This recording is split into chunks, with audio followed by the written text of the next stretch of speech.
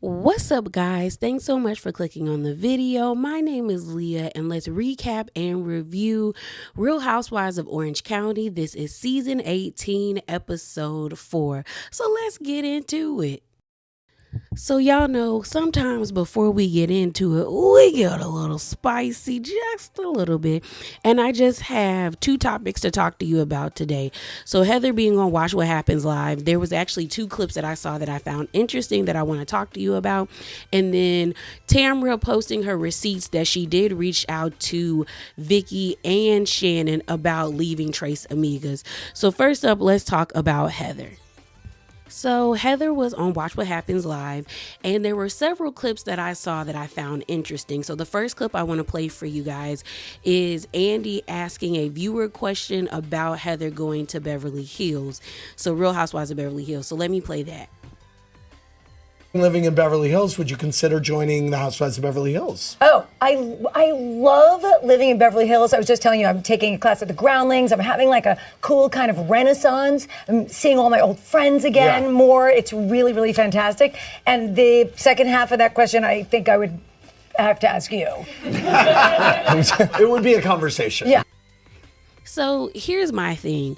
I'm actually, and the reason why I found this clip interesting is because I was actually surprised that Andy asked this question. And the reason why I say that is, to me, it's always been fan talk about Heather moving. A lot of us have always suggested that Heather should go to Beverly Hills. I don't get why Heather's still on OC. I enjoy Heather on OC. And I oftentimes wonder, like, if she goes to Beverly Hills, is she going to lose that spark? Or is she going to be around people that are her peers and actually we get to see a new side of Heather? Because Heather is a big fish in a little pond in OC because she has so much more money than them. I think the only person that might be her equal might be Shannon and then Tamra. But yeah, I don't know. I was like, oh, wow, they might really be considering moving her to Beverly Hills. And I wonder if she truly will go. So the next clip is of Heather getting asked a question about Katie and their first interaction. I know what my first meeting with Katie was at my party. She came in and I said hi, and that was the first time I had ever met her. Do I think she came in with an agenda? Yes. And I think you'll see, I don't want to spoil, but You'll see when you actually understand the timeline of when all these things were looked up and talked about and whatnot, it was very clearly her coming in like that. And I just feel like, someone gave her the wrong handbook. So it seems like Heather is sticking to her guns that she's like, girl, I never really had an interaction with Katie. I saw her at the party. I ain't talked to her. The first time we officially met was at my party. My New Beginnings or like Happy New Year party. So I don't know what her deal is.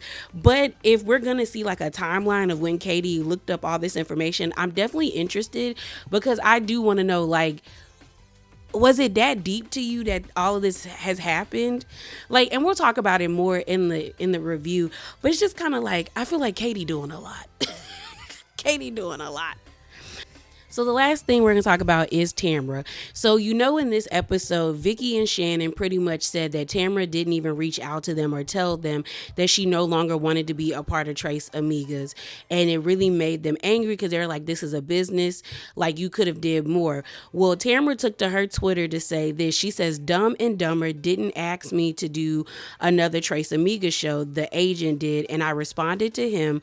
They know why I didn't want to move forward. So that is the tweet she put out, and attached to the tweet is she has screenshots of the text message conversation that she had with Paris, who is the manager that we saw in this episode, who was managing the girls in their tour. So Paris messaged he messaged Tamra. So he messaged her on December the 6th. And this is what the text message says. It says, hey, Tamra, hope all is well. You're killing it. So I have a Trace offer March 13th in Austin and 14th in Houston. And then she scratched out this part of the text message. And then she said more each than the last round. So I guess that might have been the offer that he was proposing for her. So then it goes on to say, Vicky and Shannon and Doug are in. Do you want me to proceed? Link me your thoughts. I will send the firm offer tomorrow if you're in. So then Tamara responded on December the 8th. So she responded 2 days after he texted her, and she said, "Good morning.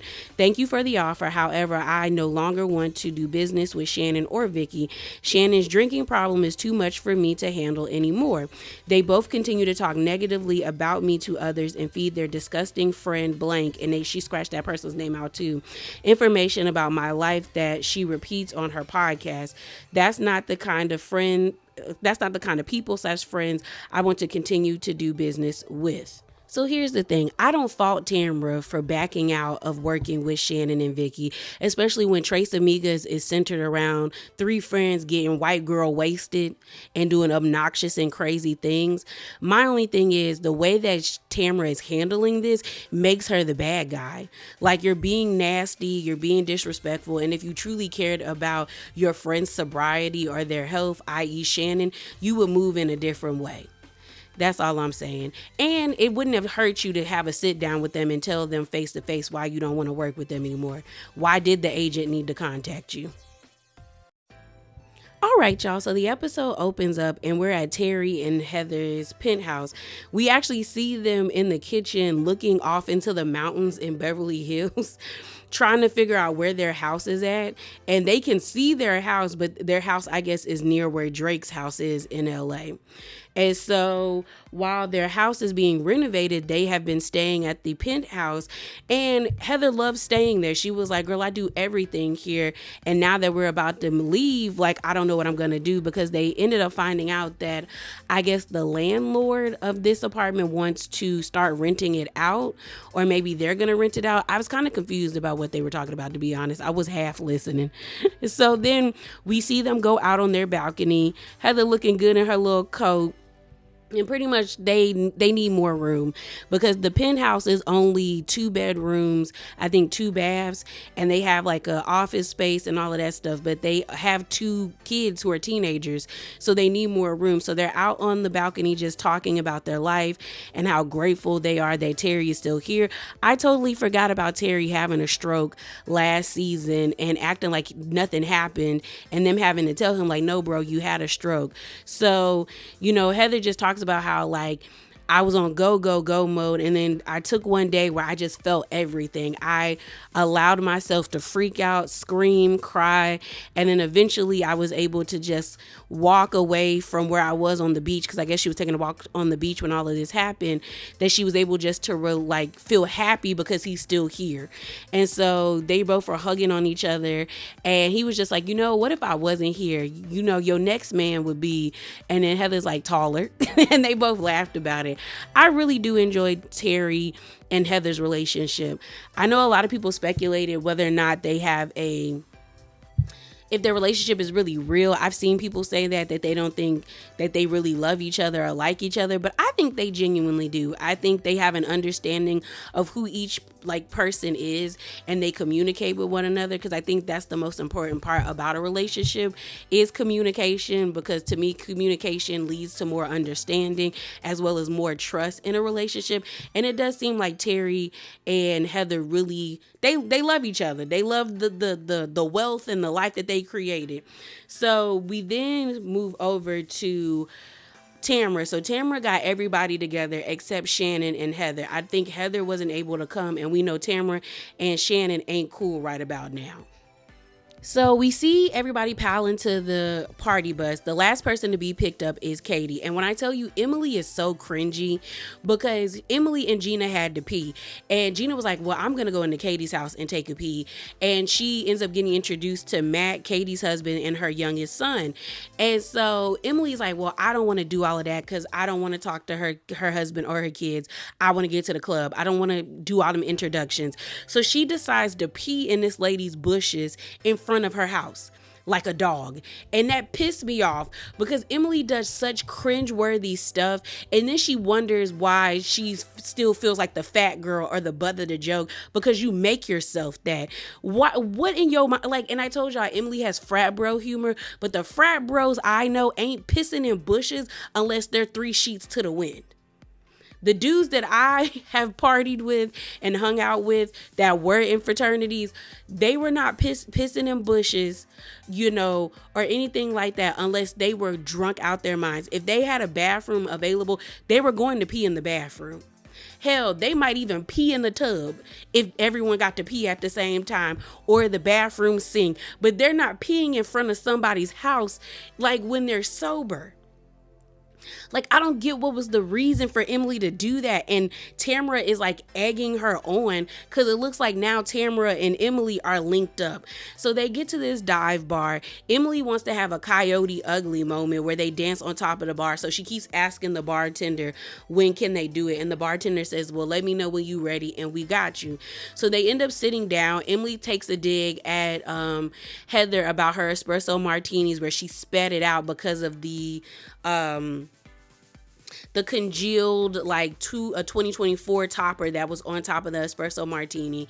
They're drinking, they're talking, and next thing you know, Emily brings up how Katie told her when she hung out with Emily and Gina like 2 episodes ago that she got in contact with one of her friends who I guess is a part of like the paparazzi machine down in LA or Beverly Hills or whatnot. And she asked her friend like, hey, did Heather actually like contact y'all to come film her and Terry at Disneyland?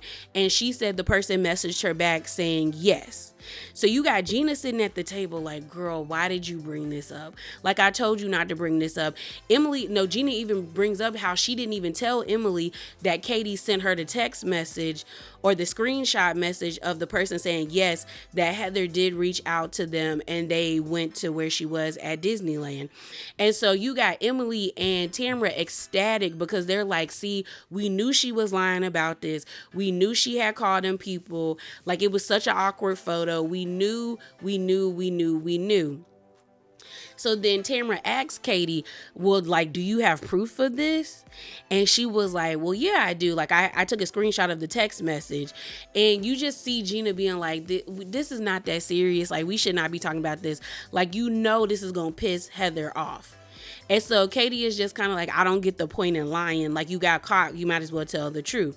So Gina is at the table trying to defend Heather. Then Katie brings up the whole tagging situation, and she also brings up the Christmas party again, where she was like, she tagged me in her birthday photo, and what's it called? Tamara was like, what do you mean? She said, I liked her birthday picture, and so she tagged me in it, and I confronted her about it. So then we see a flashback where it's Heather, Shannon, Katie and Gina going to get pedicures, and pretty much Katie asked Heather about the whole tagging situation, and Heather was like, what do you mean? Like, she looked confused. She was like, no, I didn't tag you. She was like, I have a social media manager.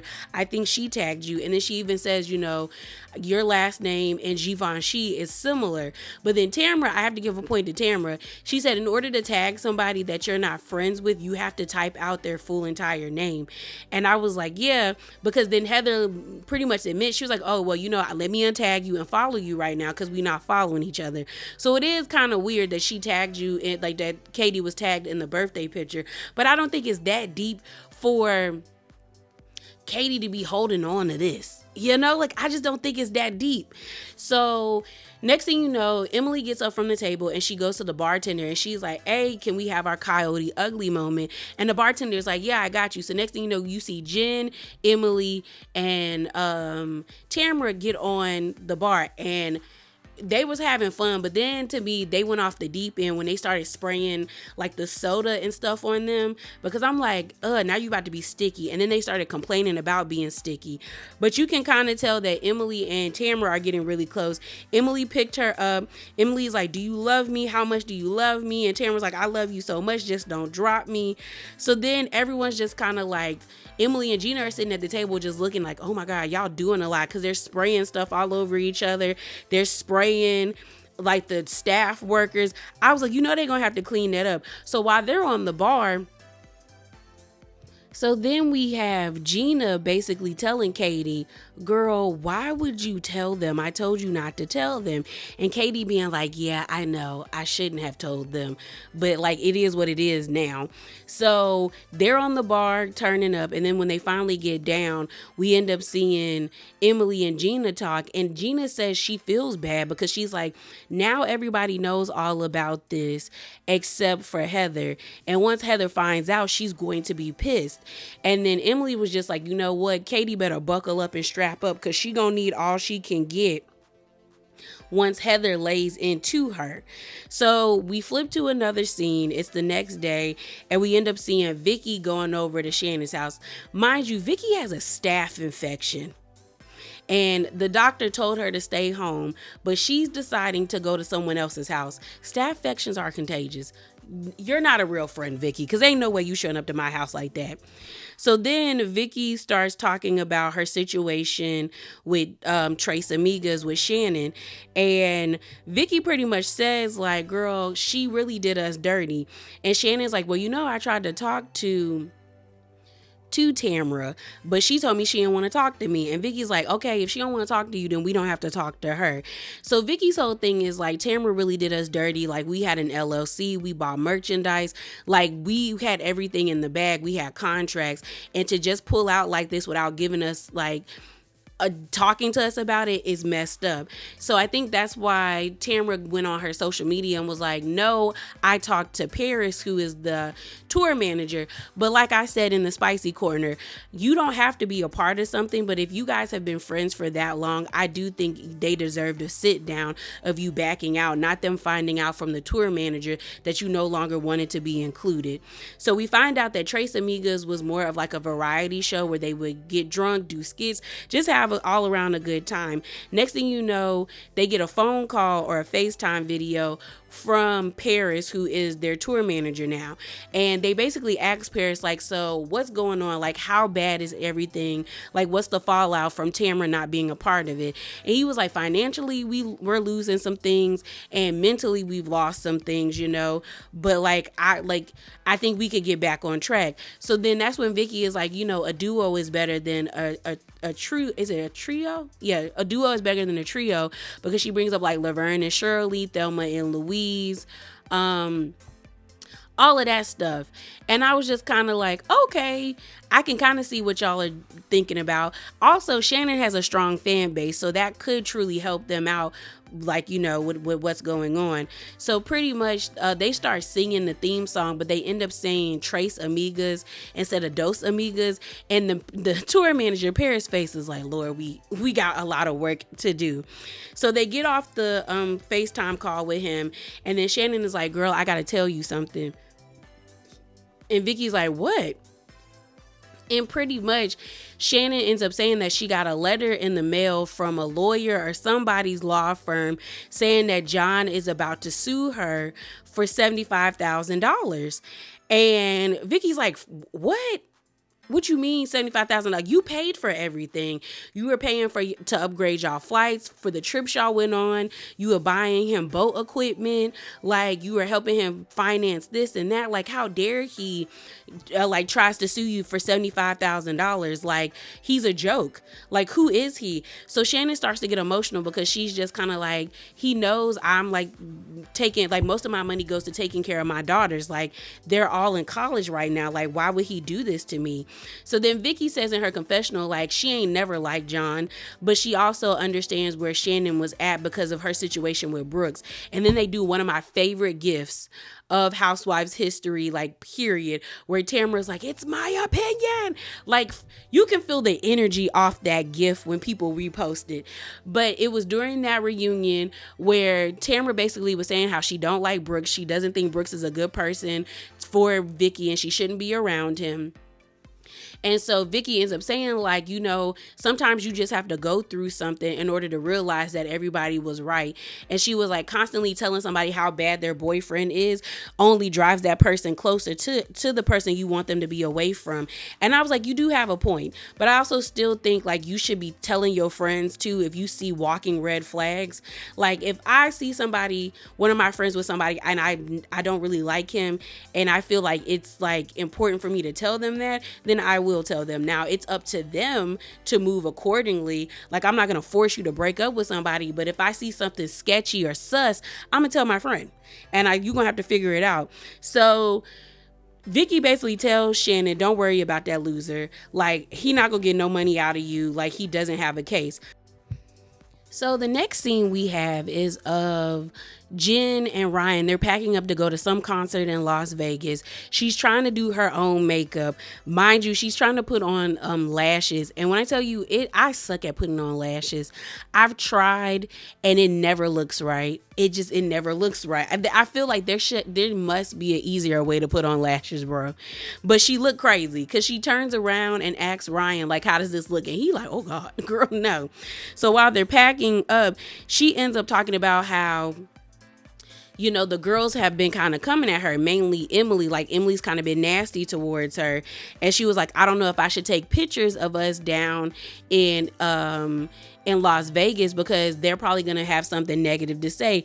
And at this point, I actually agree with Ryan when he was like, girl, post anyway, because even if you don't post, they're still going to judge you. So you might as well do what you want. And I totally agree. So we see this flashback of where Emily and Jen were at the food truck on their girls' night out, and Jen has on Emily's jacket, and Emily's like, oh, is that my jacket? And Jen is like, yeah, this is your jacket. It looks nice. I don't have any money. And Emily's like, I know you don't have any money. Basically confirming like, girl, you are broke. And I don't think what Emily said was nasty in any way. It was slightly mean, but it wasn't like as nasty as I thought Jen was talking about. But then Jen makes a point where she's just like, she's in a like vulnerable place right now, so everything is kind of very raw for her.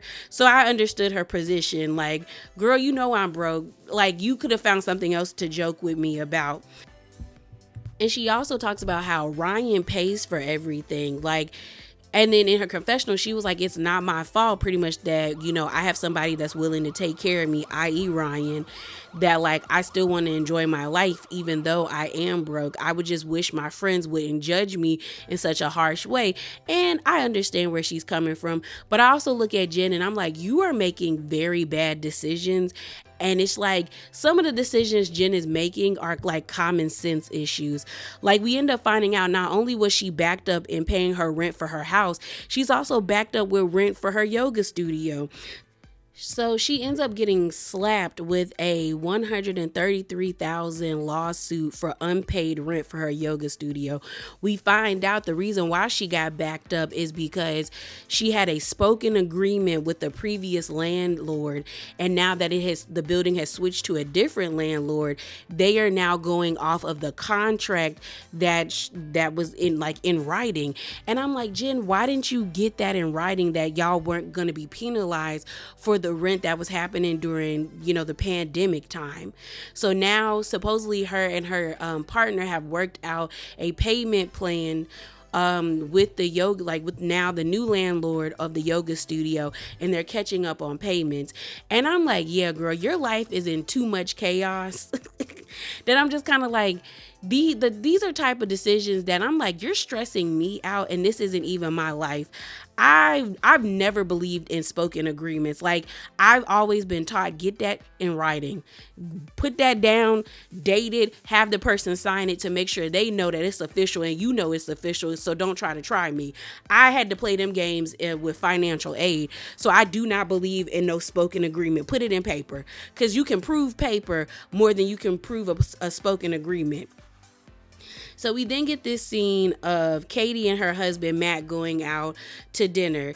And we end up finding out that Katie really does wish that she had more cultural ties to her Korean heritage. She said, Jen spoke to her about her adoptive son, who, he asked about like how come his skin didn't look like his brothers and sisters. And she was asking, I guess Jen was asking Katie, like, did she ever feel that way? And Katie pretty much says, not really, because both her siblings were adopted, but her parents never really taught her about her heritage because she believes they didn't want her to feel like she was different.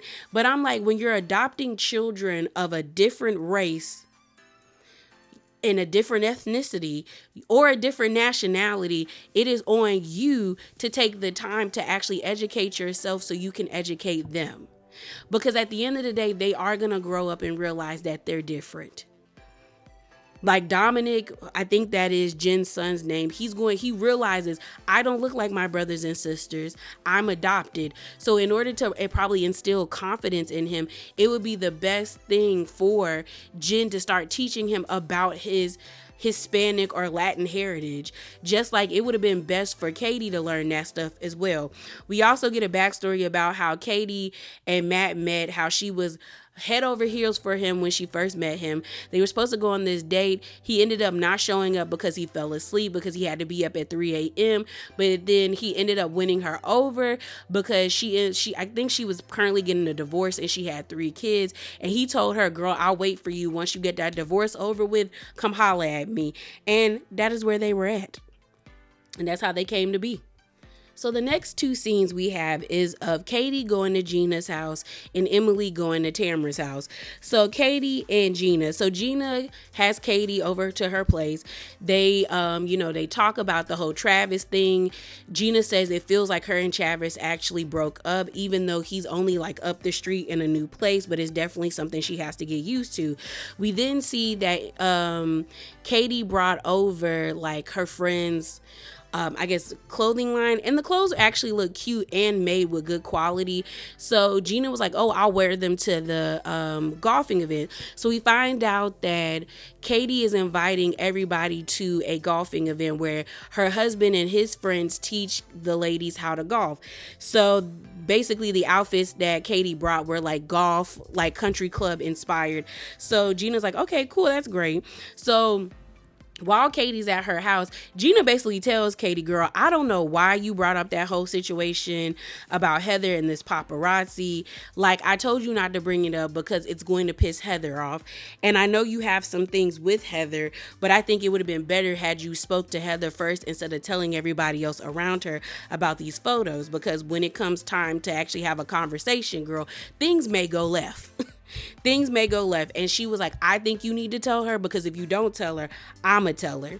And so then Katie brings up Cynthia Bailey. So I guess Katie was like, I was talking to Cynthia, and Cynthia told me that she was hanging out with some of the LA girls. Now, mind you, the picture that they show, it looks like it was a Housewives event, because you see Cynthia, you see Crystal from Real Housewives of Beverly Hills, you see Aaron from Real Housewives of New York, and you see Heather in the video, and not the video, but the picture. So Cynthia ends up telling Katie that, Heather made a beeline for me and she started asking me questions about you. So now that's making Katie uncomfortable, because she's like, I don't know what Heather's deal is with me, but she's asking all these people about me. Like, what's tea? Like, do you not want me to be a part of this group? Like, what's your issue? But Gina ends the conversation by basically telling Katie, girl, talk to her or I'm going to tell her what you said. Because I was trying to tell you to keep it locked in with me, but you ain't want to do that, girl. So like I said, 2 scenes were happening at once. So Emily's at Tamara's house. So Tamara brings up how Gina came to her at the party talking about, you're stealing my friend. She said that to Tamara at Heather's party. And Tamara was like, no, I'm trying to be friends with everybody. Gina was like, yeah, I was kind of taken aback by her saying that, but I don't think she was being serious. So then they start talking about the paparazzi photos and mocking Heather and Terry. And they also bring up this other paparazzi photo where Tamara was like, she likes being in LA. She likes taking these pictures because she was like, I think she feels like this is going to help her career. And mind you, I just don't get what the hard on is about this paparazzi photo. Whether she lied about it or not, I feel like they just want to embarrass Heather at this point. I told y'all, I'm a Heather fangirl, okay? I love me some Heather Dubrow, but I can call people out when I feel like they're on BS. Like that whole tagging situation, Heather to me is on BS. Like, girl, you tagged that girl in that photo. But this paparazzi situation to me is not that deep. It's not that serious for them to be bringing it up, other than Tamra and Emily want Heather to be embarrassed because they don't want her to have this. They're tired of her perfect persona. They want Heather to be humbled, pretty much. That's just it about this situation. So it's time for Katie's golf party. Everybody looked really cute. Heather brings, I think, Dom Perignon, and everyone's excited. We find out whoever wins the golf, the little putt-putt golf thing, they get, I think it was Dior sunglasses. So everyone's excited. We end up seeing Gina pull Heather aside. I thought Gina was about to tell Heather about the whole situation with Katie, but no, she starts talking about Travis and their situation. I said, girl, what is this? So they play the game. Emily wins.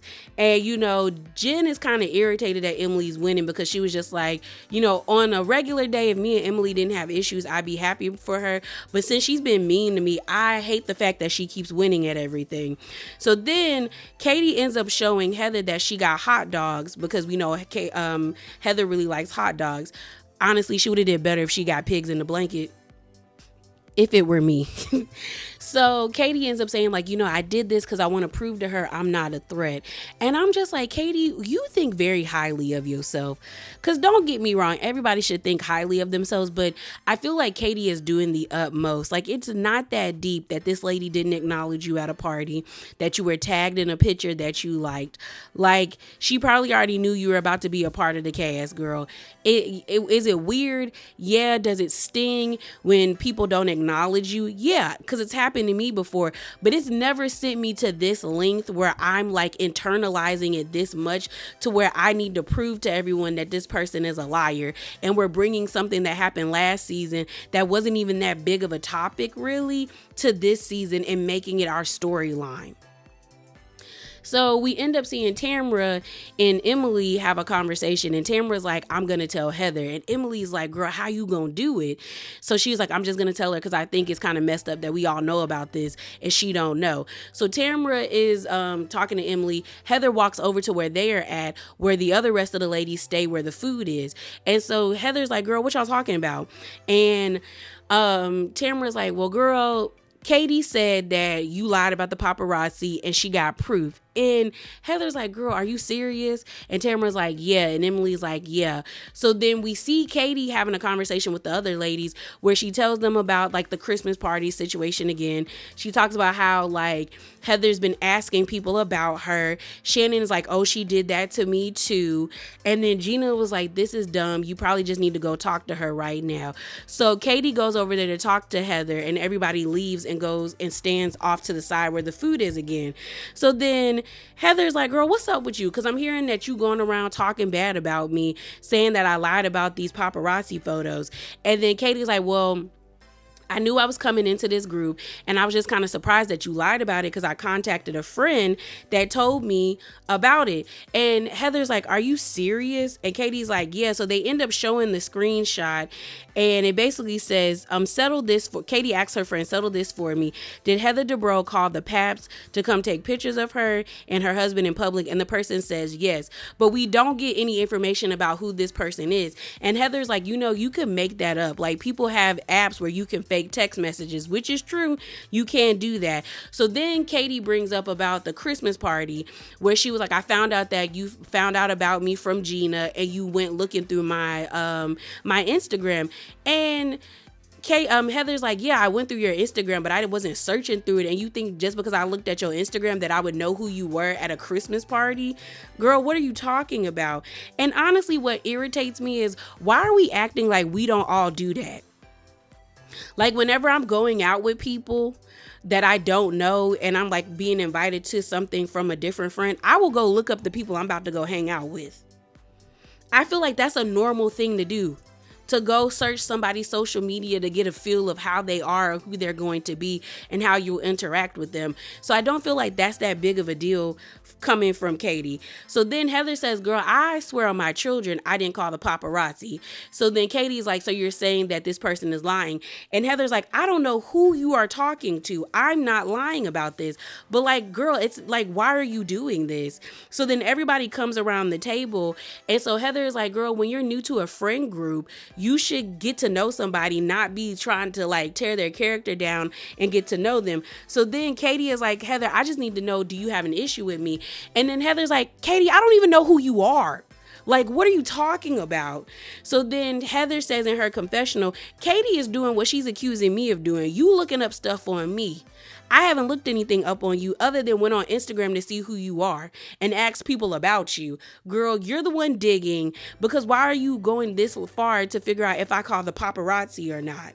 And so they get to the point where she's like, well, you lied. And Heather's like, don't say lie, because I did not lie. Like, don't play with me like that. So then the party ends pretty much where, you know, Katie hands out gift bags. Heather says, you know, thanks, it was nice to meet your husband. Not really you, sis. And she walks away. I'm with Heather on this one, because even if Heather did lie, should she have lied about it? No, like it wasn't that deep for her to lie about it. But I don't think it's this serious for Katie to be reaching out to people to bring it up to this season. Like, it's not that deep. It's giving Katie is like a disgruntled fan. Like, she had expectations about who Heather was supposed to be, thinking that maybe her and Heather were gonna link up, and then when it didn't happen, she's in her feelings. Because it would be different if Heather was being malicious towards her or being nasty. Then I totally would be on board for Katie to be like airing Heather out about this whole paparazzi thing, even though I think it's stupid. But honestly, Heather hasn't really done anything to Katie other than be nice to her. So I don't get why Katie has this weird hard on for her. But yeah, y'all, that is it. That is all. Remember to be bravely authentic, and definitely hop down in them comments below and share your thoughts with me. And I'm out, y'all. Deuces.